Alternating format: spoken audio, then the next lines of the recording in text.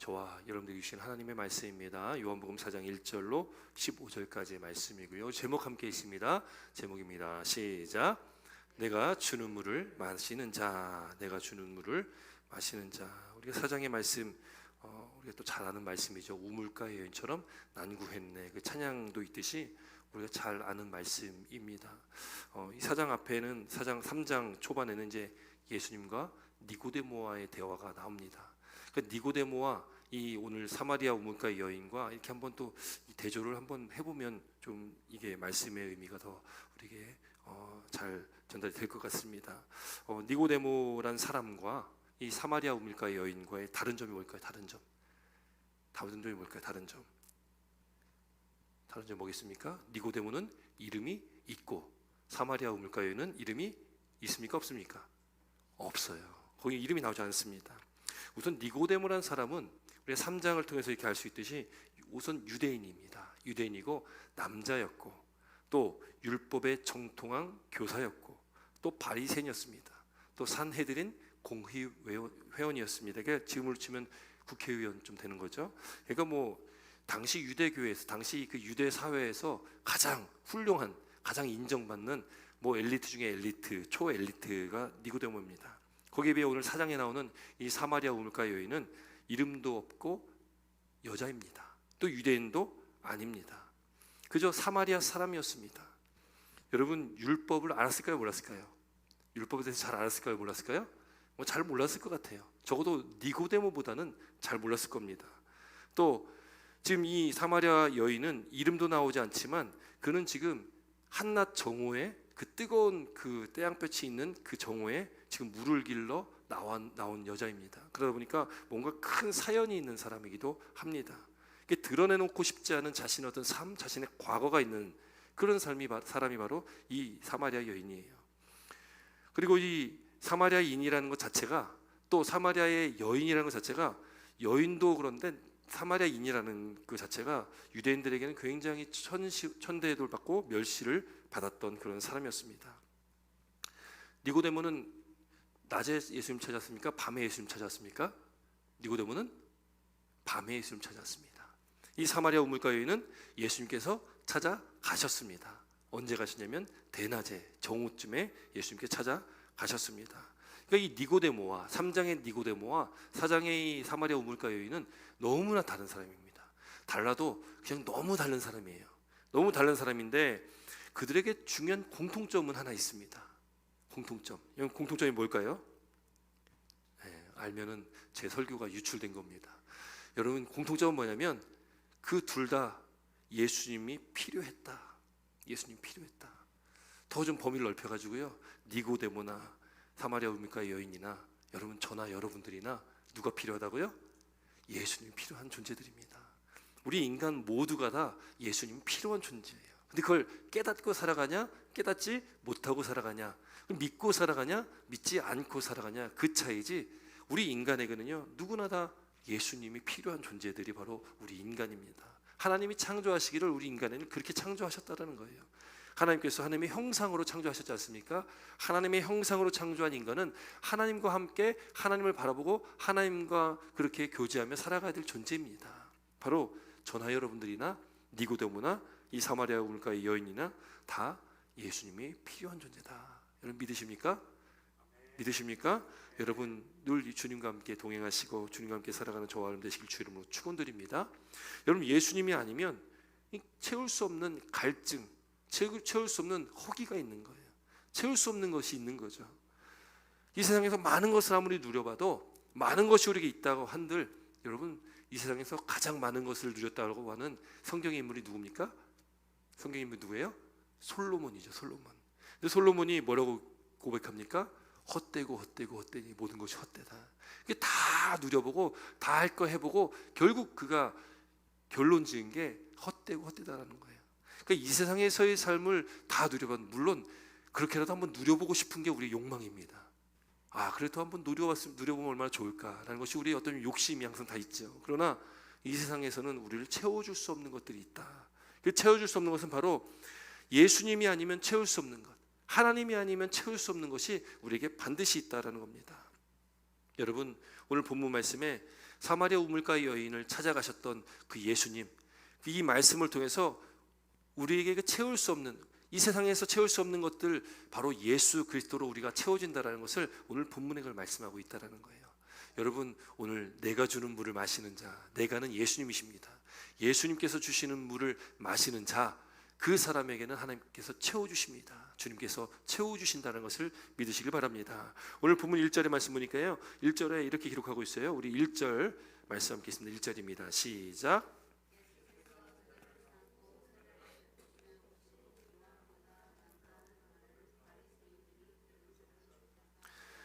아멘. 여기 보니까 예수께서 제자를 삼고 세례를 베푸시는 것, 우리가 지난 시간부터 쭉 말씀 많이 나눴지만 세례 요한이, 예수님이 오시기 직전까지 세례 요한이 세례를 베풀고 있었습니다. 요단강에 세례를 베풀고 있었잖아요.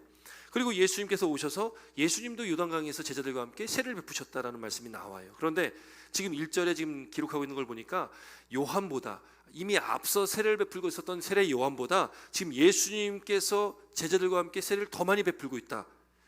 그걸 누가 들었다고요? 이 1절 말씀 보니까 바리새인이 들었다. 바리새인이 들었다. 이게 바리새인 듣고서 지금 그 바리새인들이 이 사실을 듣고 난 이후에, 그 사실을 알고 난 이후에 예수님을 시기했을까요? 안 했을까요? 여러분, 예수님을 시기했을까요? 안 했을까요? 예수님을 시기했다는 거예요.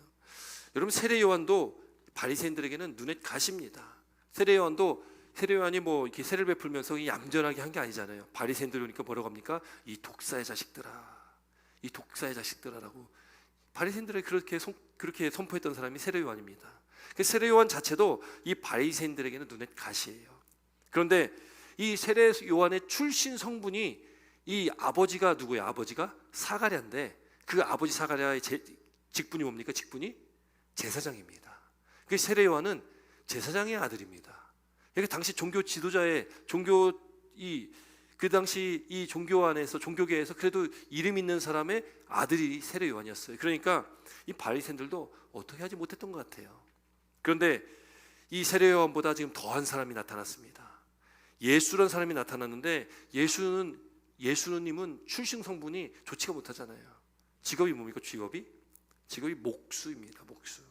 목수고 예수님의 출신 어디냐면 갈릴리거든요. 갈릴리는 그 당시에 시골입니다. 그러니까 오늘날로 치면 그냥 촌놈 이렇게 되는 거예요. 유대 지역에서 외곽 저 북쪽에 있는 촌에서 온 사람입니다. 그러니 이 세례 요한보다요 뭐 난 게 없는 분이에요. 남 게 없는 사람입니다. 그런데 사람들이 지금 누구에게 더 모인다고요? 누구에게 더 모입니까? 예수님께 더 많이 모인다는 거예요. 그러니까 바리새인들이 예수님에 대해서 시기와 질투를 엄청 하고 있는 거죠. 근데 그때에 오늘 본문 2절 보니까 오늘 이 요한복음의 저자 사도 요한은 지금 이 사실에 대해서 분명하게 말하고 있는 것이 있어요. 2절 말씀 함께 있습니다. 2절입니다. 함께 있습니다. 시작. 예수께서 친히 세례를 베푸신 것이 아니요 제자들이 베푼 것이라. 요거는 사도 요한이, 요한복음을 기록한 저자 사도 요한이 첨가한 내용입니다. 그러니까 사실은 예수님께서 친히 세례를 베푼 것이 아니라 누가 베풀었다고요? 제자들이 베풀었다. 그런데 그걸 바리새인들은 예수께서 했다라고 아마 어쩌면 거짓 정보를 흘렸던 것 같아요. 왜 어떻게 하면 예수님을 잡아 죽일까? 시기하고 질투하고 있기 때문에 어떻게 하면 예수님을 잡아 죽일까 하는 어떤 그런 궁리를 끝까지 했던 사람들이 바리새인들이잖아요. 그래서 사도 요한은 분명하게 여기 기록합니다. 제자들이 세례를 베풀었다. 여러분, 예수님께서요 지금 그 소식을 듣고서 예수님은 유대를 떠나 갈릴리로 가셨다라는 거예요. 오늘 3절의 말씀이에요. 유대를 떠나서 다시 갈릴리로 가셨다. 갈릴리는 어디라고요? 예수님께서 자랐던 곳입니다. 예수님의 고향이 있는 곳이 갈릴리죠. 예수님께서 이 유대 지역에 계속 계시면 예수님은 인기 많습니다. 예수님은 지금 예수님을 추종하는 사람들이 많잖아요. 그냥 그 유대 지역에서 계속 그냥 거기서 활동만 하셔도 수많은 사람들이 앞으로 더 예수님을 더 추종할 겁니다. 예수님을 따라다닐 거예요. 그런데 예수님께서는 그런 상황을 다 뒤로 하고 사람들의 그 환호를 뒤로 하고 예수님은 그 환대의 자리, 그런 환호의 자리를 떠나셔가지고 어디로 가시냐면 갈릴리 땅으로 가시려고 하는 거예요. 여러분, 우리 같으면 인기 많은 그 자리, 우리를 인정해주고 알아주는 그 자리에 더 머물 텐데 예수님은 그 자리를 떠나십니다. 그리고 그렇게 갈릴리로 가는 그 와중에 오늘 본문의 말씀 보니까 4절 말씀에 이렇게 기록하고 있는 거예요. 사마리아를 통과하여야겠다라는 겁니다. 사마리아를 통과해야 되겠다. 여러분, 이 4절 말씀이요, 굉장히 중요한 말씀입니다. 왜냐하면 당시 유대인들은 사마리아 땅을 통과하지 않았습니다. 아마 자주 들었던 말씀이기 때문에 아마 기억나시는 분도 있을 거예요. 사마리아 땅은 유대인들이 통과하지 않습니다. 더군다나 오늘 이 4절의 말씀, 이 원문, 원래 헬라어의 원문의 말씀을 직역하면 그렇습니다. 그러나 그분은 반드시 사마리아를 통과해 가셔야 했다. 이게 반드시라는 말이 포함됩니다. 반드시 사마리아를 통과해서 지나가야만 했다. 이게 원문의 직역입니다. 예수님께서 왜 반드시 사마리아 지역을 통과하셔야 됐을까? 유대인인 예수님이 사마리아 지역을 통과한다는 것은 굉장한 위험성이 있습니다. 오늘 본문에 나오지만 유대인과 사마리아인은 상종하지 않는 관계입니다. 그렇기 때문에 유대인도 사마리아인을 싫어하고 사마리아인들도 유대인을 싫어합니다. 유대인이 사마리아 땅을 통과하면서 유대인을 만난다는 것은 자칫 잘못하면 죽을 수도 있는 그런 상황이거든요.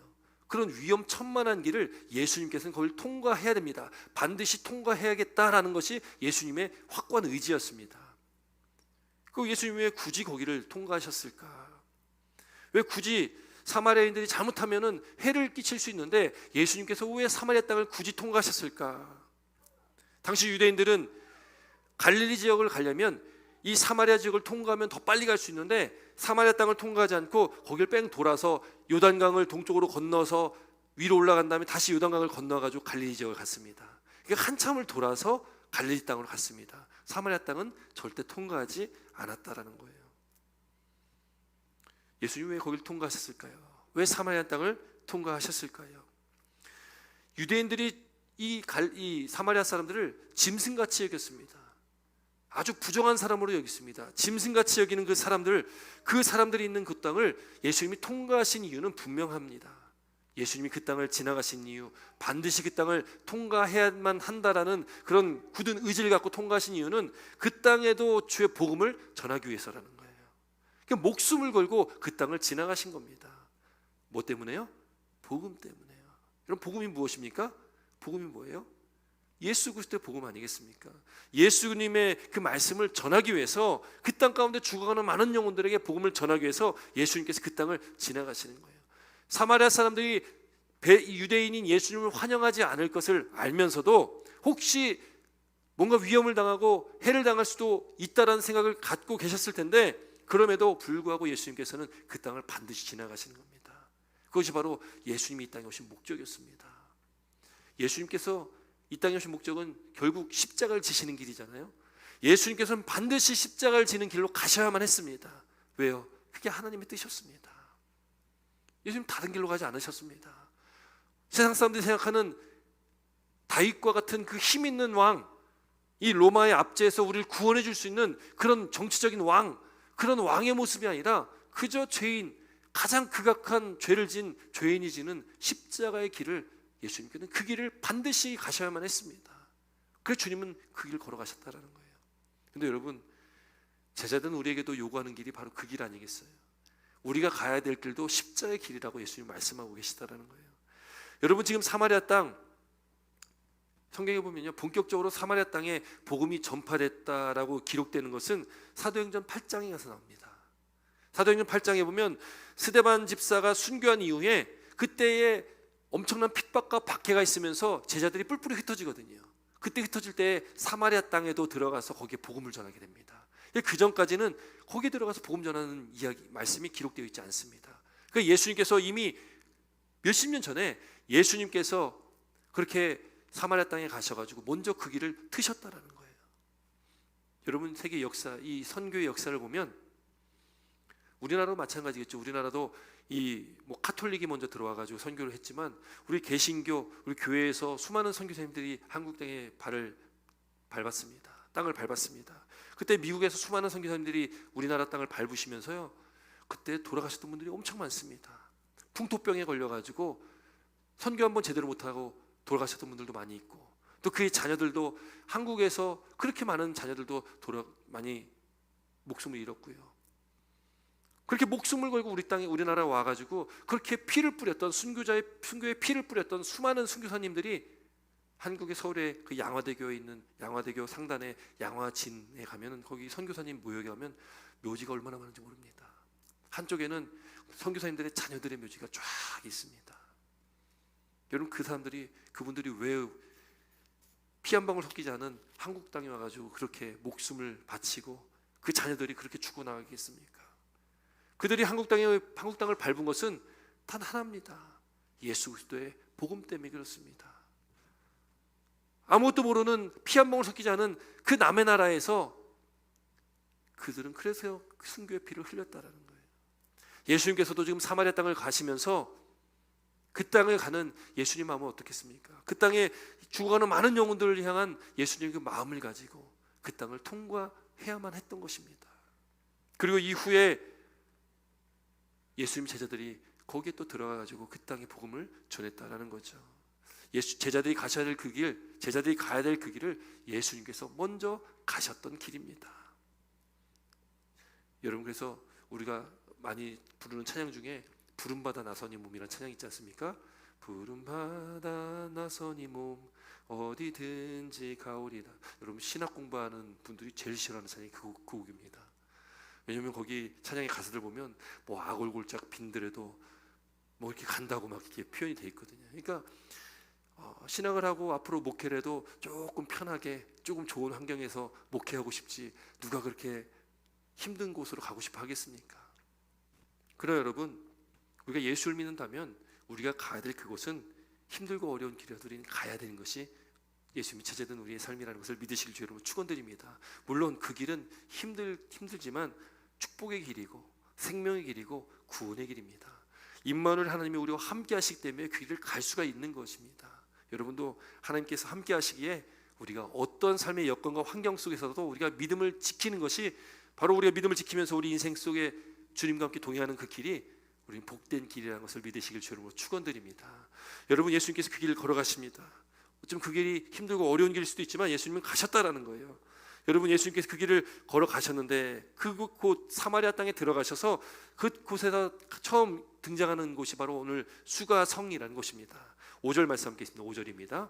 함께 있습니다. 5절 시작. 사마리아에 있는 수가라 하는 동네에 이르니 야곱이 그 아들 요셉에게 준 땅이 가깝고. 여러분, 오늘 본문의 말씀 보면 야곱의 이름이 몇 번 등장을 합니다. 야곱의 이름이 또 이 사마리아 여인이 야곱의 이름을 몇 번 이야기를 하거든요. 야곱은 오늘 굉장히 중요한 이름입니다. 왜냐하면 이 요한복음의 저자가 이 야곱이라는 이름을 여기 기록한 것은, 또 이 사마리아 여인이 야곱이라는 이름을 지금 말한 것은 야곱이 상징하는 그 의미가 크기 때문에 그렇습니다. 왜 그러냐면 야곱은요, 예수님과의 관련해서 아주 중요한 인물이기도 하기 때문에 그렇습니다. 요한복음 1장 51절 말씀 보면 예수님께서 이렇게 말씀하신 부분이 있어요. 요한복음 1장 51절인데 제가 한번 읽어드립니다. 또 이르시되 진실로 진실로, 이 예수님께서 하신 말씀이에요. 너에게 이르노니 하늘이 열리고 하나님의 사자들이 인자 위에 오르락내리락 하는 것을 보리라 하시니라. 하늘이 열리고 하나님의 사자들이 인자 위에 오르락내리락 하는 것을 보게 된다. 여러분, 오르락내리락 하면 야곱 하면 생각나는 게 뭐가 있습니까? 야곱의 뭐가 있어요? 야곱의 사닥다리. 야곱이 본 게 뭡니까? 환상 중에 본 게 뭐예요? 그 사닥다리에 천사가 오르락내리락 하는 거였거든요. 야곱이 봤던 그 환상, 그 꿈 있지 않습니까? 그런데 이 야곱이 봤던 환상이 성취가 되는 것이 바로 예수님을 통해 성취가 된다는 거예요. 이 야곱은 굉장히 중요한 인물입니다. 그래서 오늘 야곱이라는 이름이 몇 번 등장을 하는 거예요. 예수님은 야곱이 보았던 그 환상, 그 사닥다리의 환상이 바로 이제 그 말씀, 그 환상이 성취되는 것이 예수님께서 이 땅에 오심으로 성취가 된다는 거예요. 예수님은 어떤 분이시기 때문에 그렇습니까? 예수님은 하늘과 땅을 잇는 분입니다. 다시 말해서 예수님은 하나님과 인간을 잇는 분이세요. 하나님과 인간이 원래 함께 에덴 동산에서 있었잖아요. 에덴 동산에서 함께 있었는데 아담과 하와가 죄를 지면서 그 관계가 깨어지게 됩니다. 이 죄가 하나님과 인간 사이를 막게 되는 거예요. 죄 있는 인간은 하나님께 나아갈 수가 없습니다. 그래서 제사장 중에 한 명, 대제사장이 1년에 딱 한 번 대속제일에 하나님의 그 지성소 안에 혼자 들어가잖아요. 아무도 들어갈 수가 없습니다. 하나님이 임재하시는 그 지성소 안에 딱 한 번, 1년에 한 번 대제사장이 들어가는 거예요. 여러분, 대제사장도요 발에다가 방울을 달고 들어갔습니다. 그래서 제사장이 움직일 때 무슨 소리가 나겠어요? 딸랑딸랑 딸랑딸랑 소리가 나겠죠. 만약에 방울 소리가 들리지 않으면 어떻게 된 거예요? 어떻게 되는 거예요? 죽은 거예요. 죄 있는 가운데 거기 들어가면 죽거든요. 그렇기 때문에 제사장도 들어갈 때 정결 의식하고 들어가지 않습니까? 그래서 방울을 달고 들어가는 거예요. 어쨌든 그렇게 1년에 딱 한 번 대제사장만이 하나님의 임재 가운데 나아갈 수 있었던 그 자리에 예수님께서 십자가에 달려 죽으실 때 어떻게 합니까? 성소와 지성소를 가로막고 있었던 휘장이 위에서부터 아래로 쫙 찢어지는 거예요. 그게 뭘 의미하냐면 예수님께서 십자가에 죽으심을 통해서 이제 우리가 하나님 앞에 대제사장 되신 예수님 덕분에, 우리의 중보자 되신 예수님 덕분에 하나님 앞에 나아갈 수 있다 없다? 나아갈 수 있게 됐다는 것을 말씀하고 있는 것입니다. 우린 나아갈 수 없는 존재잖아요. 우린 다 죄인들이기 때문에 하나님 앞에 나아갈 수가 없습니다. 죄인이기 때문에 우리는 하나님께 나아가면 죽을 수밖에 없는 존재들이지만 예수님께서 이 땅에 오신 목적, 저와 여러분들의 죄를 사해 주시기 위해 오셨기 때문에 예수님의 그 십자가를 믿는 저와 여러분들, 예수를 믿는 저와 여러분들은 이제는 예수님 때문에 대제사장 되신 예수님 덕분에 우리는 하나님 앞에 나아가게 되었다라는 것입니다. 이건 놀라운 축복이잖아요. 예수님이 이 땅에 그렇게 하나님과 우리 인간을 연결하시는 그 중보자가 되셨습니다. 그 야곱의 사닥다리의 의미는 그 의미입니다. 하나님과 우리 인간을 연결해 주시는 분. 여러분, 그렇게 있는 역할, 그 사닥다리의 상징적인 의미 안에 그 교회, 또 이 성전도 포함이 되어 있습니다. 이 성전이라는 것도 우리 하나님의 임재가 가득한 곳이 성전이잖아요. 성전은 건물로서의 성전, 이거는 1차원적인 거고요. 성전의 큰 넓은 의미는 하나님의 임재하시는 곳. 하나님이 임재하시지 않으면 그곳은 성전이 아니다. 여러 번 강조를 했습니다. 우리가 거룩한 성전인 것은 누가 함께 하시기 때문에? 하나님이 함께 하시기 때문에, 하나님께서 임재하시기 때문에 우리가 성전이다. 그래서 우리가 하나님의 성전 되었고 그 성전 되신 예수님께서 성전 되셨다. 그래서 예수님께서 우리와 하나님을 잇는 사닥다리가 되신 것입니다. 여러분, 그렇기 때문에 예수님은요 구약에 나오는, 오늘 본문에 나오는 야곱보다 더 큰 존재일까요? 아닐까요? 더 큰 존재신 거예요. 왜? 예수님은 하나님의 아들이시고 또 예수님이 하나님이시기 때문에 그렇습니다. 야곱의 이름이 뭡니까? 야곱의 이름, 야곱이 나중에 천사 씨름하고서 그 다음에 얻은 이름이 뭐예요? 이스라엘입니다. 그 야곱의 12아들에게서 이스라엘 12지파가 시작되잖아요. 그 야곱이란 이름이 갖고 있는 의미가 있잖아요. 이스라엘이 거기 때부터 시작됐는데 예수님께서요 이제는 그 이스라엘 백성이 아닌 새 이스라엘 백성들을 대표하는 분이 예수님이신 거예요. 여러분, 이스라엘 백성들은 하나님의 택함 받은 선민이잖아요. 그 하나님의 택함 받은 선민이 이스라엘 백성들인데 우리는 이스라엘 백성들이 아니잖아요. 우리는 아니잖아요. 그런데 여러분, 우리가 영적인 이스라엘, 새 이스라엘 백성이 됐다는 것을 믿으시길 주로 축원드립니다. 왜? 우리도 하나님의 백성들이 됐기 때문에 그렇습니다. 누굴 통해서요? 예수 그리스도를 통해서. 예수님을 통해서 우리는 그렇게 새 이스라엘, 영적인 이스라엘이 되었다는 것입니다. 그렇기 때문에 우리는 성전보다 더 크신 분, 야곱보다 더 크신 분, 바로 예수님 안에서 우리는 예배를 드리고 있는 것입니다. 예수님 안에서 예배를 드릴 때에 이 예배가 하나님 나라에 상달되어지는 예배가 되는 거예요. 우리가 기도할 때에 예수님의 이름으로 기도하지 않습니까? 예수님의 이름으로 기도드립니다 라고 마치잖아요. 예수님께서 그 예수의 이름이 그 우리의 기도가 하나님 나라에 상달되어지게 되는 것입니다. 그래서 우리는 기도 끝에 예수님의 이름으로 기도드립니다, 그런 고백을 하는 것이죠. 여러분, 사마리아 수가성에 있는 우물가에 거기서 이제 예수님께서 한 여인을 만나게 되는 말씀, 6절 말씀인데 함께 있습니다. 6절입니다. 함께 있습니다. 시작.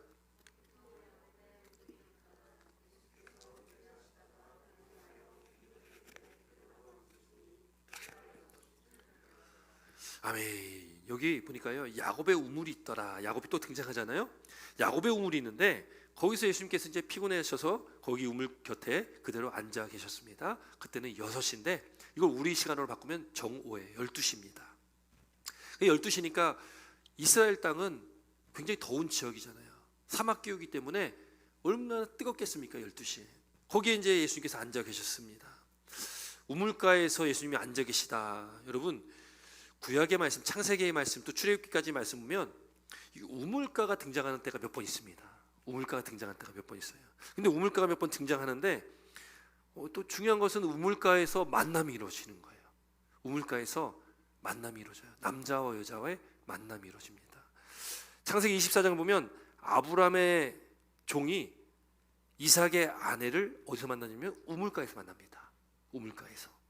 또 창세기 29장 가면 야곱이 라헬을 만난 곳도 우물가였습니다. 또 출애굽기 2장 가면 모세가 애굽에서 도망 나와서 아내가 될 십보라, 이 십보라가 아내 이름인데 그 십보라를 만난 곳이 바로 또 우물가예요. 이 우물가는 굉장히 만남의 장소였던 것 같아요. 그 우물가에 예수님께서 계셨다. 그럼 뭔가 이게 누군가를 만날 것 같은 그런 예감이 들게 되어지는 거죠. 그때에 예수님께서 만나게 되어지는데 누구를 만났냐? 7절 말씀 읽겠습니다. 7절입니다. 시작. 사마리아 여자 한 사람이 물을 길러 왔음에 예수께서 물 좀 달라 하시니. 사마리아 여인을 만납니다. 근데 여기서 중요한 게 두 가지가 있는데 이 여인이 왜 대낮에 물을 길러 왔냐는 것이고 또 하나는 예수님이 여인에게 말을 건넸다라는 거예요. 여러분 정오에는 누구도 그때 물을 길러 나오지 않는다는 거예요. 너무 뜨거운 그 태양볕에 정오에 나오지 않는다라는 겁니다. 그래서 이 정오에 이 여자가 나왔다는 것은 뭔가 이유가 있다라는 거죠. 그래서 뭔가 이 여자가 상처가 있든지 사람들과 별로 만나고 싶지 않든지 누구에게도 자기를 노출시키고 싶지 않은 그런 뭔가 이유가 있다라고 이야기를 그래서 하죠. 그 예수님께서 목이 마르시니까 그 여인에게 물 좀 달라고 말씀하시는데 이 예수님, 유대인인 예수님이 사마리아의 여인에게 이 말을 건넸다는 것도 이것도 굉장히 있을 수 있는 일이 아니다라는 거예요. 왜냐하면 여러분 솔로몬 이후에 이 이스라엘이 북이스라엘과 남유다로 나눠지면서 이후에 이스라엘 백성들이 하나님의 경고와 심판 속에 북이스라엘은 아수르에 망하고 남유다는 바벨론에서 망하게 됩니다. 그래서 우리가 아수르와 바벨론 우리가 잘 기억을 하고 있어야 됩니다. 북이스라엘은 아수르에 망합니다. 그런데 이 아수르의 정책 중에 하나가 뭐냐면 피를 섞게 만드는 겁니다. 이 북이스라엘에 있던 사람들은 아수르로 데려가고 또 그 북이스라엘 땅에는 아수르 사람들을 데려다 놔가지고 서로 막 혼합되게 만들었습니다. 그래서 이 한민족이 아니라 유대 민족의 어떤 피가 아니라 서로 섞이게 만들었고 또 혼합 종교까지도 서로 그렇게 혼합되어지게 했다라는 거예요. 그러니 여러분 남쪽에 있는 유대인들 그 유대인들이잖아요. 남유다라고 해서 유대인들인데 그 유대인의 입장에서는 이 사마리아 사람들은 부정한 사람들이 된 것입니다. 피가 섞였기 때문에. 그래서 이 사마리아 땅은 부정한 땅이 되어서 그 땅으로 이 유대인들이 지나가지를 않았다라는 겁니다. 사마리아 사람들하고 이야기도 하지 않았다라는 거예요.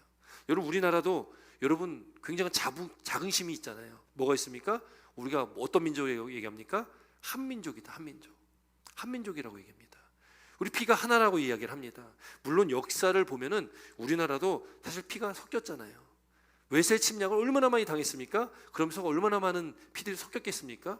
여러분 그러나 그래도 우리가 그 자긍심이 있는 건 그래도 우리가 한민족이라는 자부심을 갖고 살아갑니다. 유대인들도 그랬다는 거예요. 그런데 사마리아 사람들은 그게 아니다라는 겁니다. 그러니까 그 사람들을 부정하게 여겼고 그 땅도 부정하게 여겼기 때문에 거룩한 척하며 살아가는 유대인들은 그 땅을 지나가지도 않았고 그 땅 사람들과 대화도 하지 않았다라는 거예요. 근데 오늘 그 유대인인 예수님이신데 그 유대인 예수님이 사마리아인과 이야기를 하고 지금 사마리아 땅에 들어와 있다라는 것은 이거는 엄청난 사건입니다. 그 당시로서는 있을 수 없는 그런 일이고요. 그건 아주 놀라운 일입니다. 그 당시에 예수님의 제자들은 먹을 것을 사러 동네에 들어갔다라고 8절에 기록하고 있고요. 예수님께서 지금 그 사마리아 여인과 대화를 하고 있는데 만약에 그 당시 그 자리에 예수님의 제자들이 있었다면 아마 어쩌면 예수님을 뜯어 말렸을 수도 있습니다. 아니 어떻게 유대인이 사마리아인과 이야기를 합니까? 뜯어 말렸을 수도 있을 거예요. 근데 그때 예수님의 제자들이 없었고 예수님과 그 사마리아 여인과 함께 있습니다. 그리고 사마리아 여자에게 물을 좀 달라고 물으셨어요. 그때 여인이 얼마나 당혹스럽겠습니까? 사마리아 사람인 자신에게 말을 거는 유대인 남자가 물까지 달라고 하는데 얼마나 당혹스럽겠습니까? 이 여자가 이야기합니다. 9절 말씀 함께했습니다. 9절 함께했습니다. 시작. 사마리아 여자가 이르되 당신은 유대인으로서 어찌하여 사마리아 여자인 나에게 물을 달라 하나이까 하니 이는 유대인이 사마리아인들과 상종하지 아니할미로라. 아멘. 여러분, 상종하지 않는 존재 관계입니다. 서로 상종하지 않습니다. 서로 만날 일도 없고 만나서도 안 되는 그런 존재라는 거예요. 유대인과 사마리아인과의 관계는 그런 사이였습니다. 여러분, 그런데 그런 사이였는데 예수님께서 그곳에서 그 관계를 깨트리고 계신 거예요. 여러분, 예수님께서 그 땅에 들어가신 목적, 이유를 앞서 말씀 나눴습니다. 예수님 그 땅을 가신 것, 예수님 반드시 그 사마리아 땅을 가셔야겠다라고 하셨던 것은 그 땅에 예수님께서 복음을 전하기 위해서 가신 것입니다. 예수님을 전하기 위해서 들어가셨다라는 거예요. 여러분, 이 세상도 마찬가지입니다. 이 세상도요, 이 복음이 없는 곳은요, 죄가 남발되어지고 차별이 있고, 복음이 없는 곳은 문제가 많이 있을 겁니다. 그러나 여러분, 복음이 들어가면 그 땅이 변화된다는 것을 믿으시길 여러분 축원드립니다. 복음이 들어가면 그 나라가 변하고 민족이 변하게 되는 거죠. 우리나라도 복음이 들어왔을 때 우리나라가 참 엉망진창이었다고 얘기합니다. 그 구한말, 그 조선 말기에 우리나라에 선교사님들 들어와서 보니까 깜짝 놀랐던 게 뭐 술, 담배에 쪄들어 있었고요. 사람들이 의욕도 없고 정치는 너무 부패해 있었고, 이게 사실 어떻게 할 수 없는 그런 나라였습니다. 그래서 여러분, 선교사님들이 우리나라 와가지고 그럼 이 민족을 어떻게 될까? 그래서 계몽하기 시작했던 게 술, 담배를 우선 끊는 거였습니다. 그래서 우리 기독교의 좋은 역사, 우리 교회의 좋은 역사가 금연과 금주가 그래서 시작된 겁니다. 그 복음이 들어오고 복음 안에 사람들이 변화가 되기 시작하니까 우리나라가 변화가 되기 시작하는 겁니다. 교회가 점점 많아지고 부흥의 역사가 일어나기 시작합니다. 그렇게 된 우리나라의 역사 속에 여러분, 교회가 얼마나 많이 들어섰습니까? 예전부터 신문이나 뉴스에 아니면 어떤 이런 우리나라 이렇게 도시를 찍은 사진들 보면 도시의 그 십자가의 빨간 불빛이 얼마나 많았는지 지금도 많잖아요. 복음이 들어오니까 나라가 변화되는 거예요. 여러분, 우리나라가 오늘날 이렇게 잘 살게 된 것, 예수님의 복음이 들어와서 잘 살게 됐다는 것을 믿으시길 바랍니다. 왜냐하면 여러분, 복음이 들어간 나라치고 못 사는 나라 별로 없잖아요. 거의 없습니다. 오늘날 잘 사는 나라들은 복음이 들어간 나라들이에요. 여러분, 우리가 그런 민족이잖아요. 아무 힘없고 그 작은 변방의 한 나라가 오늘날 이 세계 문화를 주도하다시피 하는 나라가 됐고, 여러분, 템파 땅에도 K자만 들어가면 다 잘 되는 것 같습니다. 한국 음식점 맛 있든 없든 다 잘 되는 것 같아요. 여러분, 지금 그런 우리 민족, 우리나라가 되지 않습니까? 여러분, 복음이 들어가면 변화되고 복음이 들어가면 하나님 놀라운 축복이 그 땅 가운데 임한다는 것을 믿으시기 바랍니다. 여러분, 우리 가정도, 우리 직장도, 사업장도, 우리 자녀들도 예수 그리스도의 복음이 들어가면, 예수 그리스도의 복음 안에 있으면 여러분 다 잘 될 줄 믿습니다. 하나님 놀라운 축복이 우리 안에 있을 줄 믿습니다. 그래서 우리는 복음 안에 있어야 된다는 거예요. 예수 그리스도 안에 있지 않으면 안 된다는 것입니다. 우리가 우리 자녀들을 가르치고 양육할 때, 그래서 우리는 말씀 안에 자라날 수 있도록, 말씀 안에 그들이 자라나서 그들이 하나님과 동행하는 삶을 살기를 우리들 기도하며 나아가야 된다는 것이죠. 예수님께서는 지금 상종하지 못할 사이의 그 관계, 유대인과 사마리아인의 관계에, 그 관계를 깨트리시기 위해서 그 땅에 들어가셨습니다. 예수님께서 그 여인을 만나시고 다가가실 때에 지금 물 좀 달라고 말씀하셨다는 거예요. 물 좀 달라. 그때 예수님께서 사마리아 여인이, 지금 당신은 유대인인데 어찌 사마리아 여자인 나에게 물을 달라 합니까? 여러분, 굉장히 퉁명스럽게 얘기했을 거예요. 왜요? 안 그래도 앙숙이잖아요. 유대인과 사마리아인과의 관계는 앙숙입니다. 그 앙숙 관계에서 여인이 유대인인 예수님께 얼마나 좋게 얘기했겠어요? 퉁명스럽게 얘기했을 것입니다. 그런데 그때 예수님께서 뭐라고 말씀하십니까? 10절 말씀 함께 있습니다. 10절입니다. 함께 있습니다. 시작.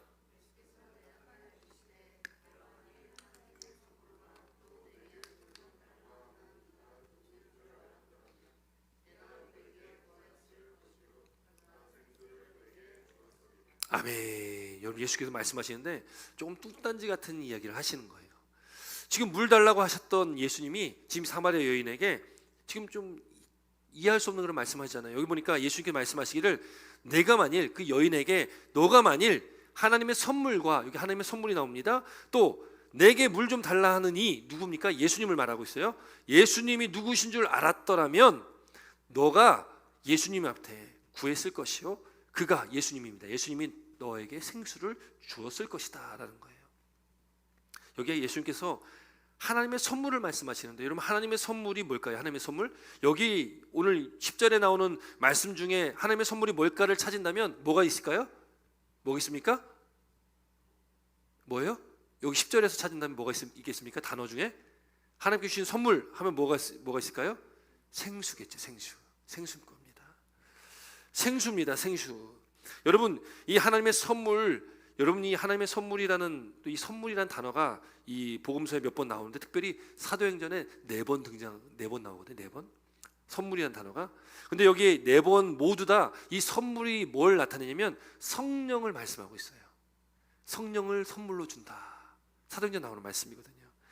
결국 하나님의 선물이라는 것은, 또 이 생수라는 것은 성령과 관련 있는 단어이기도 합니다.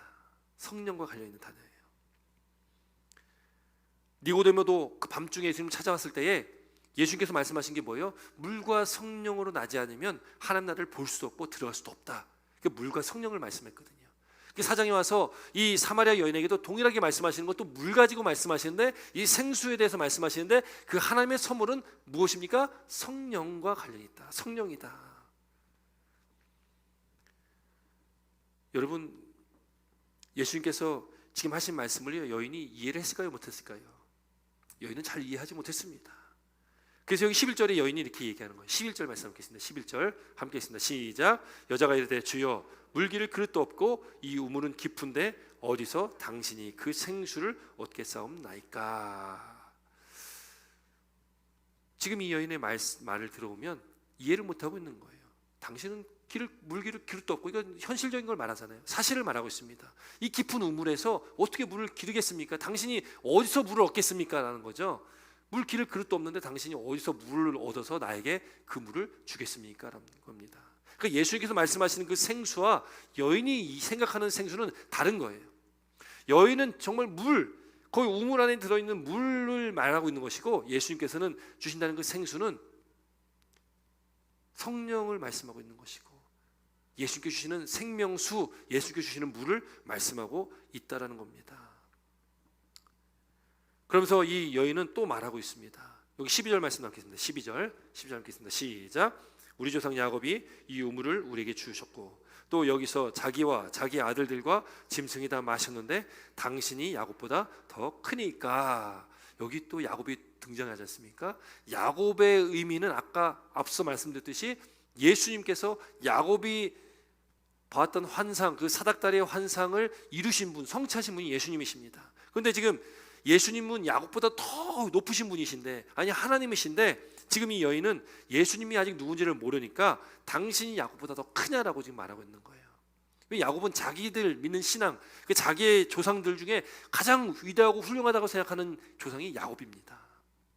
야곱이 우물도 있고 그 우물에서 물을 얻고 있고, 그러니 이 야곱이 얼마나 중요하겠습니까? 그러니 예수님께서 지금 야곱보다 더 크냐라고 지금 이야기하고 있는 것이죠. 그러니까 결국 이 질문한 이 사마리아 여인이 생각했을 때의 질문의 답은 아니 크지 않다라는 것을 깔고 있는 겁니다. 자기가 생각하고 있는 자기의 조상인 야곱이 당신보다 더 크다. 우리 야곱, 조상 야곱은 우리에게 이 우물을 주셨고 여태 이 우물을 통해서 우리가 먹고 마셨다. 당신 야곱보다 작으면서 어디서 물을 준다고 얘기하냐, 이런 의미입니다. 예수님을 알지 못하니까 이런 얘기를 하고 있는 거예요. 여러분, 그런데 그때 예수님께서 오늘 이제 말씀을 하시는 겁니다. 13절 14절 말씀 읽습니다. 13절 14절 함께 있습니다. 시작.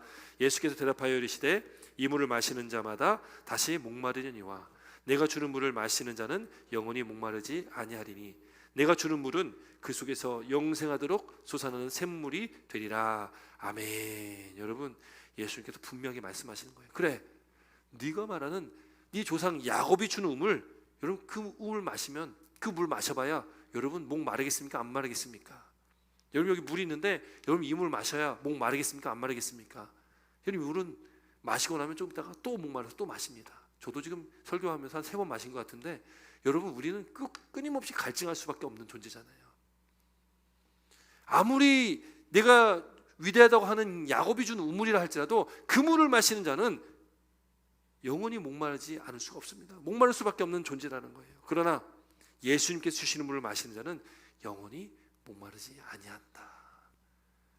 영원히 주님께서 우리를 목마른 가운데 해방해 주신다는 겁니다. 예수님께서 말씀하시는 이 물은 곧 그것은 10절에 말씀하고 있는 것처럼 하나님의 선물입니다. 생수, 그건 하나님의 선물입니다. 그거는 바로 성령을 가리켜 말씀하시는 것이고, 성령께서 우리 가운데 함께 하시기 때문에 아버지 하나님 우리와 함께 하시고 그 아들 예수님도 우리와 함께 하심을 우리가 깨닫게 됩니다.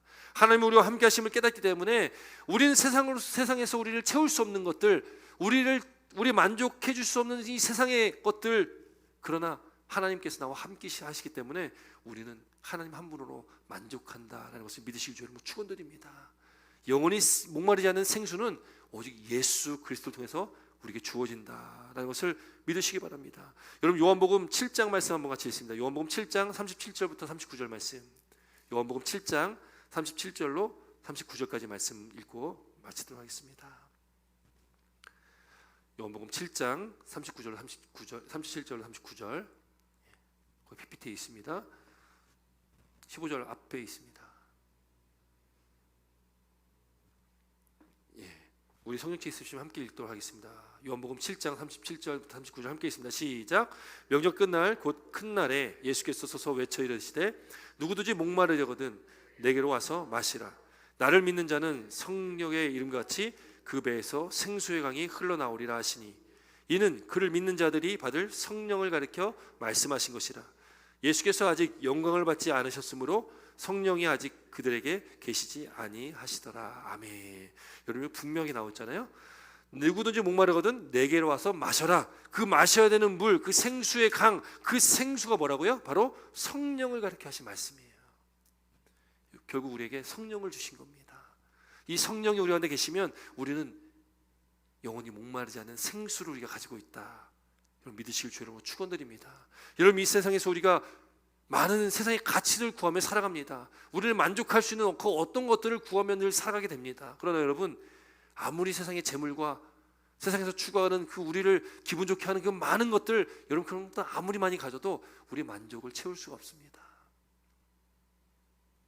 그래서 솔로몬의 예를 봐서도 알고 세상에 많은 사람들, 돈 많다고 하는 부자들 삶을 봐도 행복하지 않는 사람들이 너무나 많지 않습니까?